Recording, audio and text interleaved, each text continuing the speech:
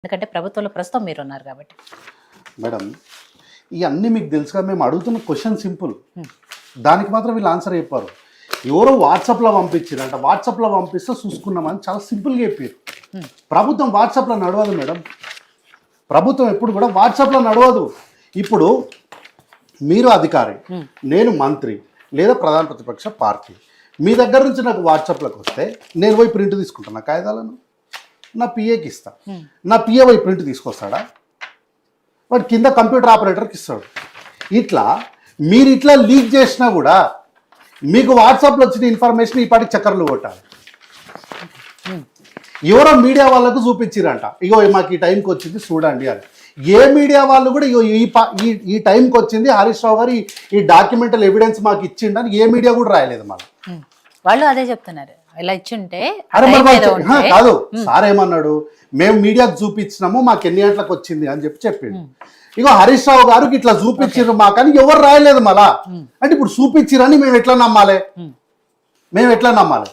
మేజర్గా ఒక విషయం మేడం, మీడియా అంటే ఆ పదంలోనే ఉంది దాని అర్థం ఏంటి అనేది. మీడియా అంటే ఏంది? మనం చేసిన దాన్ని, జరుగుతున్న దాన్ని బయటకు తీసుకుపోయడానికి, కమ్యూనికేషన్ చేయడానికి ఒక వ్యవస్థ మాత్రమే. ఓన్లీ వారధి అది అంతే. ఏం జరుగుతుంది, ఇగో ఇక్కడ ఇది జరిగింది ఏంటి, ఫలానా దగ్గర ఫలానా వాళ్ళు ఫలానా ప్రెస్ మీట్ పెట్టి ఫలానాది మాట్లాడినారు, గంతే చెప్తారు. మీరు ఎస్ ఆర్ నో అని తేల్చాల్సింది ఎక్కడ? శాసనసభలో. ఆడికి రమ్మంటే గడికి రారు. గతంలో కేటీఆర్ కూడా వచ్చి కుర్చీ వేసి ఆ కుర్చీకి ముఖ్యమంత్రి అని పెట్టి వేసి ఇట్లా కూర్చొని పోయాడు. దావయ్య గిదే మాట సభలో మాట్లాడదామరా అంటే రాలేదు. సార్ మాట్లాడుకుంటూ తోడు తెచ్చుకుంటున్నారు, బీజేపీ వాళ్ళకు కూడా ఇయ్యలేదు అని తోడు తెచ్చుకుంటున్నారు. మంచిది, మీరు సపోర్ట్ తీసుకుంటున్నారు కదా, సార్ని అడిగారు కదా. నేను కూడా ఇదే పాట సార్ కూడా ప్రశ్నగా పెడుతున్నా, బీజేపీ వాళ్ళకు కూడా అవకాశం ఇవ్వలేదు అన్నారు, కానీ బీజేపీ వాళ్ళకి ఇట్లా వాకౌట్ చేసి పారిపోలే. ఆ ఒక్కరోజుకే వేసిర్రు, ఆ ఒక్కరోజుకే చేసిర్రు. ఏంటి, మీరు మాకు ఇస్తలేరు కాబట్టి మేము నిరసన వ్యక్తం చేస్తున్నాం, వెళ్ళిపోయారు. మళ్ళీ నెక్స్ట్ డే వచ్చి మాట్లాడారు సభలో. మాట్లాడాలి, మీలా మొత్తానికే బాయ్కౌట్ చేయలేదు కదా. వాళ్ళు పవర్ పాయింట్ ప్రెజెంటేషన్ అడిగితే ఇవ్వలేదండి.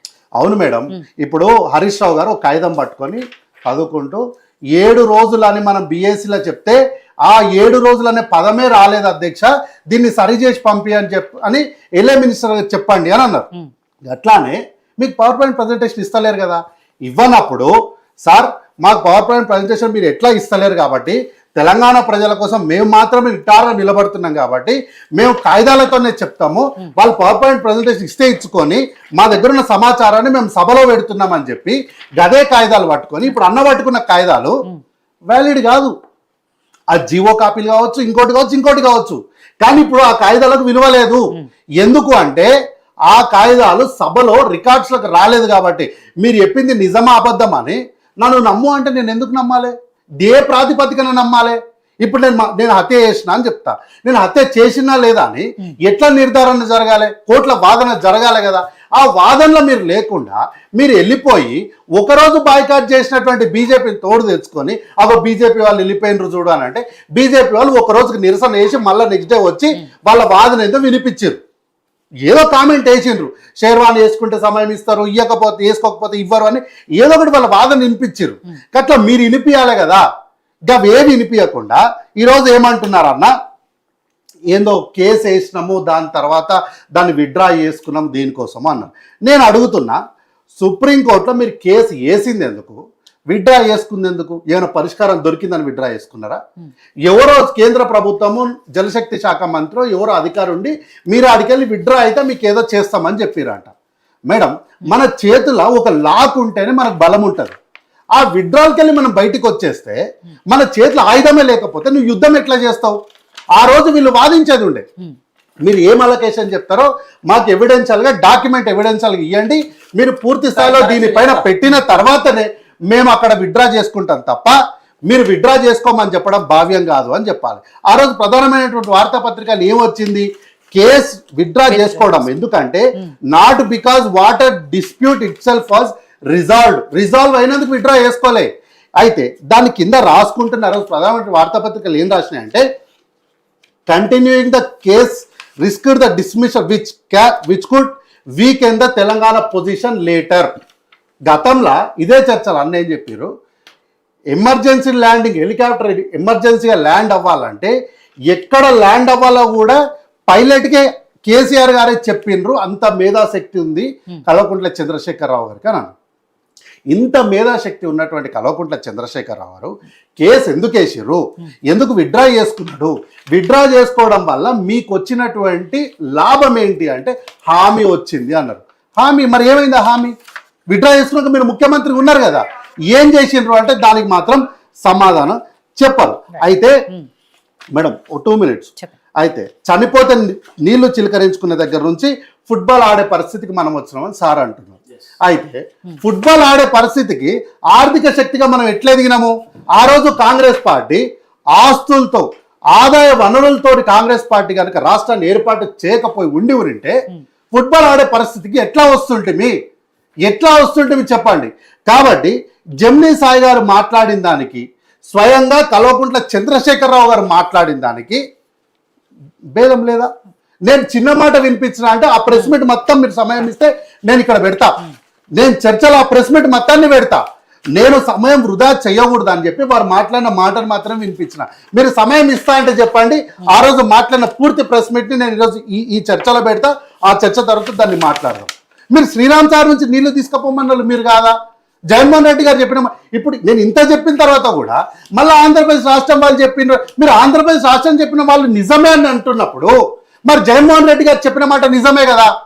పోతిరెడ్డి పాటికి రోజుకు 4 TMCల నీళ్లు తీసుకుపోతున్నప్పుడు అడ్డుకోకుండా నిలబడ్డది నిమ్మకు నీరెత్తినట్టు చూసుకుంటున్నది మీరే కదా.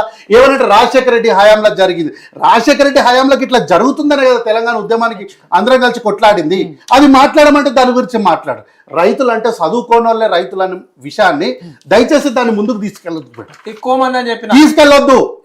ఎవరు లేరు ఈ రోజు, ఎక్కడో 100కో 1 కోటికో ఒక్కరు మాత్రమే తప్ప ఈ రోజు గ్రామాలలో రైతులు విద్యావంతులే. చదువుకున్నారా లేదా అన్నది పక్కన పెడితే మేబీ అంత యాప్స్ యూజ్ చేసే అంత టెక్నాలజీ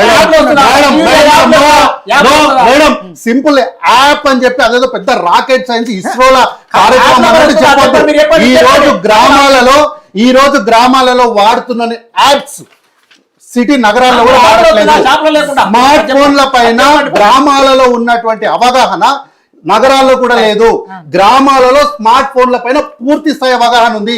ఈ రోజు రైతులు అనేటోళ్ళు 100కో 1 కోటికో ఒకరు చదువుకోని వాళ్ళు తప్ప ఈ రోజు రైతుగా ఉన్న వాళ్ళు చాలా మంది విద్యావంతులే. ఆ చదువుకున్న రైతుగా ఉన్నదని నేను కూడా ఒకనే, నేను కూడా పొలం పని చేస్తా, పొలం పని కోత, పొలం ఉంది నాకు. అయితే ఈ రోజు గట్ల చదువుకోని వాళ్ళు మాత్రమే రైతులో ఉండకూడదనే కాంగ్రెస్ పార్టీ హయాంలో అగ్రికల్చరల్ యూనివర్సిటీస్ ని తీసుకొని వచ్చిన మాట కూడా వారు గుర్తు పెట్టుకోవాలి. కానీ బయట షాపుల్లో దొరికినప్పుడు యాప్స్ లో ఇప్పుడు మనము షాప్ కి వెళ్తాం, మెడికల్ షాప్ కి వెళ్తాం, అపోలోకి వెళ్తాం అనుకో. అపోలోకి పోయినప్పుడు మనం మెడిసిన్ చెప్పగానే వాడు పోయి మొత్తం అన్ని వెతకడు, సింపుల్ గా కొట్టి వాడి దగ్గర మెడిసిన్ ఉందా లేదా ఇక్కడ చూసి చెప్పేస్తాడు. సో ఇక్కడ యాప్ లో కూడా ఏంటి అంటే నాకు ఇంత కావాలి అన్నప్పుడు ఉందా లేదా, అవైలబిలిటీ ఉందా లేదా, ఉంటే ఎక్కడుంది ఆ డీటెయిల్స్ వస్తుంది. ఆ డీటెయిల్స్ పట్టుకొని పోతారు కదా.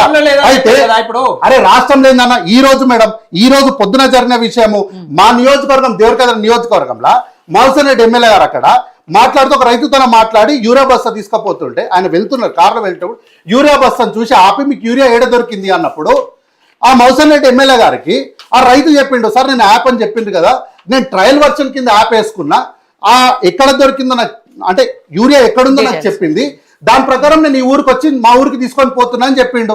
ఇంతకన్నా ఏం కావాలా మీకు ఉదాహరణ? కాబట్టి అది ఇప్పుడే అవుతుంది కాబట్టి కొన్ని రోజులు అయితే దాని యొక్క ఉపయోగాలు ఏంటి అనేటివి. ఒకప్పుడు వాట్సాప్ వచ్చింది, వాట్సాప్ ఎవడు వాడకపోతుండే స్టార్టింగ్ లా, దాన్ని వ్యతిరేకించారు కూడా. కానీ ఈ రోజు వాట్సాప్ వాడని వాళ్ళు ఎవరున్నారు?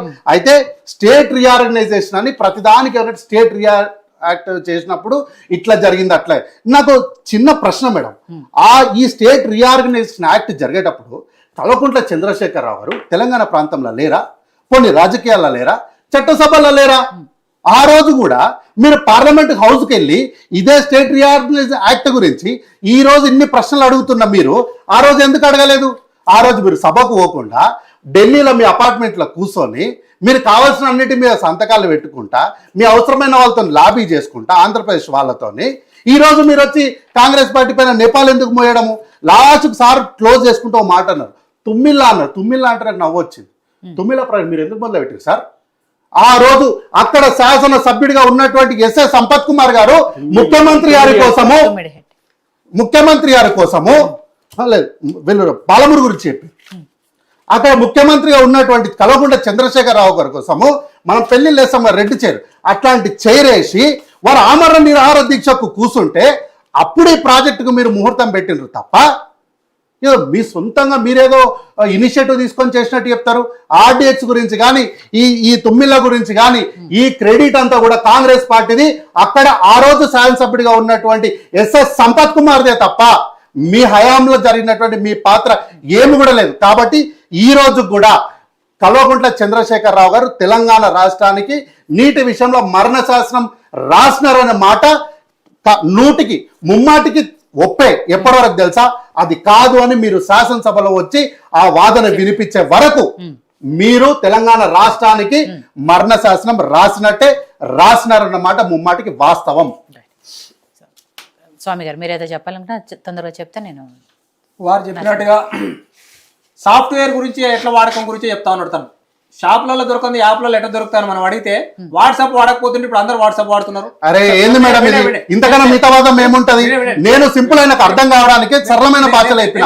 అపోలోకి పోయినప్పుడు వాడు సింపుల్ వెతుకాడు, జస్ట్ కంప్యూటర్ వెతుకుతాడు, ఉందా లేదా చెప్తాడు. ఫార్మసీకి అంటే హ్యూమన్ ఫార్మసీకి జస్ట్ మీకు టిఆర్ఎస్ పార్టీ తెలంగాణలో అక్షరాస్యత శాతం ఎంత? 10 మీ హయాంలోనే సార్ ఆ అక్షరాస్యత నాశనం కూడా 10 మీ రాబట్టే. 1624 స్కూళ్ళను వీళ్ళు బడులను మూసేసిండ్రు. అనవసరమైన వాదనలు ఎత్తు కేఆర్ఎంబికి ప్రాజెక్టులు అన్ని ఇవ్వాలని చెప్పేసి ఈ ముఖ్యమంత్రి గారు లెటర్ రాయడం మేము అందరం అదొక చిట్టు కాగితం మీరు చూపించేది చిట్టు కాగితము. ఉత్తమ్ కుమార్ చిట్టు కాగితం అది. ఇది మీరు ఈ కాగితం ఏడుకెళ్ళి తెచ్చారు ఆర్టీఐ అట్లా ఇస్తారా మేడం? ఇస్తారా? అట్లా పక్కన అన్ని ఎవిడెన్స్ మీరు ఈ కాగితాన్ని సభలో పెట్టింటే దీన్ని పరిగణలోకి తీసుకుంటుండే. మీరేదో కాగితం చూపించి ఫోర్జరీ కేసు పెట్టండి. ఇదే మన బీఆర్ఎస్ పార్టీ నాయకులకు అతి తెలివి అంటే ఇదే. కల్వకుంట్ల తారక రామారావు వచ్చి లైవ్ డిటెక్టర్ కి రా అంటారు. ఎట్లా సార్ లైవ్ డిటెక్టర్ కి? గట్లనే ఉంది మీరు మాట్లాడేది. నేను మీకు అర్థమయ్యడానికి సరళమైన భాషలో అపోలో గురించి చెప్తే ఫార్మసీకి ఫార్మర్స్ కి లింక్ పెడుతున్నాను మాట్లాడటము. ఇంతకన్నా హాస్యాస్పదం ఏముంటది మేడం? మీరు కేసీఆర్ గారు కృషి చేసి ఏం కృషి చేసారు? పాలమూరు నిండబెట్టిరు. రోజుకు 4 టీఎంసీల నీళ్లు బయటకు తీసుకుపోతుంటే ఆ రోజు పాలమూరు రైతులు నిరాహార దీక్షలు చేశారు. సార్ మీరు ఇంతసేపు చెప్పడం జరిగింది. మామూలుగా మీ కేసీఆర్ గారు అసెంబ్లీకి వస్తే మాకన్నా ముందు మీరే మాట్లాడినరు. చెప్తున్నా మీరు చెప్పిన దాన్ని క్లారిఫై చేస్తున్నా అంతే. నేను మాడతలేను ఇక్కడ. మీరు కేసీఆర్ గారు అసెంబ్లీకి వస్తే ఈ సమస్యలన్నీ సాల్వ్ అయితే అన్నట్టుగా వారు చెప్పే భావాలు 100% అయితే కల్వకుంట్ల చంద్రశేఖరరావు అసెంబ్లీకి రావాల్సిన అవసరం లేదంటే అప్రూవల్ చేస్తే అయిపోతాయి. మీ ఉద్దేశం అదే కదా మీరు చెప్పాలనుకుంది. సంపత్ గారు ఇలా కేసీఆర్ గారు ముఖ్యమంత్రిగా ఉండి ఆ పాలమూరుకు ఆ తుమ్మిలో ఇట్లా కంప్లీట్ చేసినట్టు సంపత్ దీక్ష చేసిన క్రెడిట్ సంపత్తి అంటాడు. 100% సంపత్ కుమార్ గారిది. 100% సంపత్ కుమార్ గారిది. అది కేంద్రం నుంచి ఆ రోజు రీఆర్గనైజేషన్ బిల్లులో కేసీఆర్ గారు వారు వచ్చి మాట్లాడితే అయిపోతారు. అక్కడ ఇక్కడ ఉన్నది కాంగ్రెస్ గవర్నమెంట్, ఇచ్చింది కూడా సెంట్రల్ ఉన్నది. మీరు ప్రశ్న అడగకూడదు. ఆ రోజు ఏం చేసి ఆ రోజు మీరు ఆంధ్రప్రదేశ్ రాష్ట్ర కాంట్రాక్టర్లతో ఢిల్లీలో చేసుకున్నారు. ముందర పెట్టుకొని ఆంధ్రప్రదేశ్ రాష్ట్ర కాంట్రాక్టర్లతో మీరు చేసుకొని ఒప్పందాలు మాట్లాడుకొని రాష్ట్రం ఏర్పడబోతుంది. ఏర్పడబోయే రాష్ట్రంలో మేమే ప్రభుత్వాన్ని ఏర్పాటు చేయబోతున్నాం. 30% మా కమిషన్ ఇవ్వాలని ఆ రోజు మీరు ఒప్పందాలు చేస్తున్నారు. ఎందుకు పార్లమెంట్ కు రాలేదు ఆ రోజు? నేను ఏమంటున్నా, తను మాట్లాడిన తర్వాత నేను టైం అడిగిన, నేను అడ్డం రాలే. తను మాట్లాడిన తర్వాత నేను టైం అడిగిన. మన ఇద్దరమే కాదు కదా చర్చలో మాట్లాడారు, సభ్యులు ఉన్నారు. మీరు సింపుల్ గా మీద బట్టగాల్చి మీరేస్తామంటే చేయట్లే. మీరు 45 టీఎంసీలు కావాలని రాసినట్టుగా నేను చూపెడుతున్న లెటర్. కేఆర్ఎంబికి ప్రాజెక్టులు అప్పగిస్తామని చెప్పాడు కేసీఆర్ గారు. 299 సంతకం పెట్టిన కాగితాలు మేము సభలో పెట్టాం. చిత్తు కాగితాలు చూపెట్టలేదు. ఎవిడెన్షియల్ డాక్యుమెంట్ చూపించినాము. ఎవిడెన్షియల్ డాక్యుమెంట్ అది. ఎవిడెన్షియల్ డాక్యుమెంట్ ఏం చెప్పేది? నరసింహనాయుడు గారు ఒకటి చెప్పాలనుకుంటండి. ఏంటంటే ఇన్ని ప్రాజెక్టులు మేము ఇలా 8 లక్షల ఎకరాల ఆయకట్టు అందుబాటులో తీసుకొస్తున్నామో అది సంపత్ కుమార్ క్రెడిట్, లేకపోతే రేవంత్ రెడ్డి గారి క్రెడిట్. 100% అలా సంపత్ కుమార్ గారు ధర్నా చేయకపోతే మీరు అసలు ఆ ప్రాజెక్ట్ కి ముహూర్తమే పెట్టేటోళ్ళు గారు. కలవకుంట్ల చంద్రశేఖర్ గారు తెలంగాణ రాష్ట్ర ప్రభుత్వకు మరణ శాస్త్రాలు రాసిరు. అందుకనే ఈ రోజు ఆ పరిస్థితి గురించి మాట్లాడడానికి చర్చకు రాకుండా పారిపోతున్నారు. నరసింహనాయుడు చర్చ కాదండి, Right. మీరు అసలు మీకు చర్చించే దమ్మే లేదు కాంగ్రెస్ మరి ఎందుకు మరి ఎందుకు అడిగిండ్రు? ప్రెస్ మీట్ పెట్టి ఎందుకు అడిగిండ్రు మళ్ళా? ప్రెస్ మీట్ పెట్టి ఎందుకు అడిగిండ్రు అంటున్నా? ఎందుకు అడిగిండ్రు ఆ రోజు? ఎందుకు అడిగిండ్రు మళ్ళా? ఎందుకు అడిగిండ్రు ఆ రోజు?